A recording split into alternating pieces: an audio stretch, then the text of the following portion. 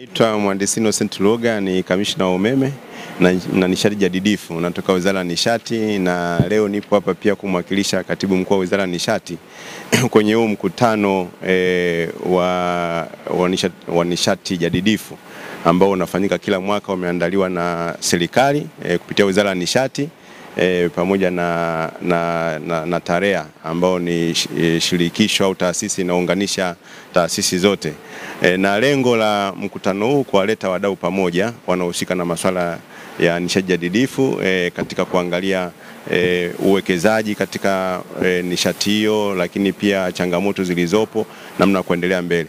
Na lakini leo pia serikali tumepata nafasi sasa ya kuelezea ule mpango mahususi wa nishati ambao kama mnavyokumbuka mwezi Januari mwaka huu 2025 tarehe 27 mpaka 28 Tanzania tulikuwa wenyeji wa mkutano huo wa wakuu wa nchi za Afrika.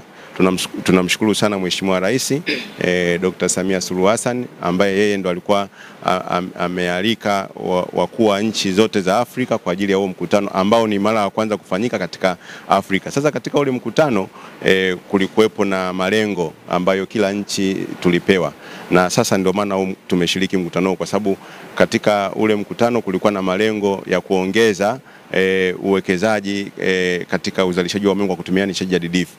Kwa sasa hivi uzalishaji wa umeme tunazalisha umeme takriban megawati 1431 ndio umeme tunazalisha nchi nzima, na katika umeme huo umeme wa maji peke yake tayari tunazalisha megawati 2700 ambayo inachangia mpaka 67%, lakini pia umeme wa gesi umeme kwa kutumia gesi tunazalisha 28%, megawati 1198, lakini umeme unaozalishwa kwa kutumia jua ni megawati 5 ambazo ni 0.26, lakini umeme unaozalishwa kwa tunga motaka unazalisha kidogo sana, takribani ni megawati 10.5. Sasa ukiangalia tunahitaji kuongeza uzalishaji wa umeme kwa kutumia nishati jadidifu, lakini sasa katika maeneo mengine, na ndio maana huu mpango wetu ambao leo hapa tumepata nafasi kama serikali kuwaeleza wadau, tumewaonesha namna ya kuongeza kama ulivyouliza. Kwa sasa hivi tuko 61%, tunataka ikifika mpaka mwaka 2030 tufike 75%. Hayo ndo malengo ya mpango mahususi wa nishati ambao tunaita National Energy Compact, kwamba tufike 75%. Na hizo 75% zinatoka wapi? Tunatakiwa kuongeza uzalishaji kwa kutumia maji tena. Tumeonesha hapa miradi ambayo ya maji itakayoenda kuleta hiyo 75%. Kuna miradi yetu mikubwa ambayo sasa hivi iko katika hatua mbalimbali za maandalizi na utekelezaji. Kazi ya serikali sasa hivi na tumbana tuko hapa, serikali haiwezi kufanya kazi hii peke yake. Kama mlivyoona pale kuna fedha zinazohitajika katika kukamilisha hii miradi. Takribani dola za Marekani bilioni 12 zinahitajika kwa ajili ya kuweza kutekeleza hii miradi. Jina naitwa Dr. Prosper Magali, ndio mwenyekiti wa Jumuiya ya Wadau wa Nishati Jadidifu Tanzania, na leo hapa kuanzia leo na kesho tutakuwa na shughuli yetu maalum ya Renewable Energy Week ama wiki ya nishati jadidifu kwa mwaka huu 2025, na tumealika serikali, wadau mbalimbali wa maendeleo, sekta binafsi, na kuna mijadala itaendelea hapa kwa siku mbili, leo na kesho, lakini pia kuna maonesho ambapo shughuli mbalimbali na teknolojia za nishati jadidifu zinaonyeshwa na wadau wetu mbalimbali.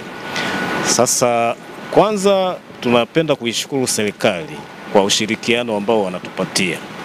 Ili sekta binafsi iweze kufanya kazi yake vizuri, tunahitaji mazingira mazuri ama mazingira wezeshi, na serikali imekuwa ikifanya kazi vizuri sana na sisi kuhakikisha kwamba tunakuwa na mazingira wezeshi ya kufanya shughuli zetu. Tunafikiri kwa teknolojia za nishati jadidifu ndizo teknolojia ambazo zinaweza kupatikana kwa unafuu na ziko kila mahali ambako wananchi wetu wapo. Karibu 61% ya uzalishaji wa umeme unatokana na nishati jadidifu, na hasa ni kwa sababu sehemu kubwa ya hiyo inabebwa na uzalishaji kwa kutumia maji ama miradi ya hydro. Kwa hiyo tuna karibu 61%, na kwenye ule mpango mahususi wa serikali tunataka tufikie 75% ifikapo 2030. Kwa hiyo mchango wa nishati jadidifu ni kiwango kikubwa sana. Tunachotaka sasa kufanya, kwa sababu asilimia kubwa ya hiyo inatokana na maji, tunataka sasa hizi zingine, kwa mfano umeme jua, upepo na zingine hizi za nishati jadidifu ziongeze pia mchango wake, kwa sababu hizi zingine mchango wake haufikii 1%.